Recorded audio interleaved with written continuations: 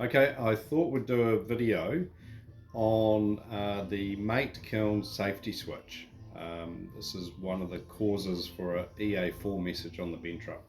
So what we're listening, I'll open up the lid now. What we're going to listen for is the safety switch.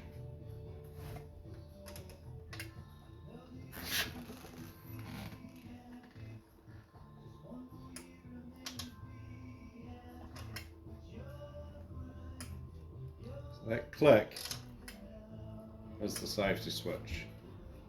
So now we'll test it by lifting the hinges.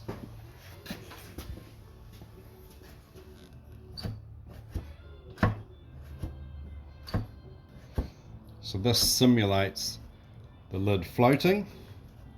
I can't hear the lid switch disengaging, so that means the lid does not need adjusting.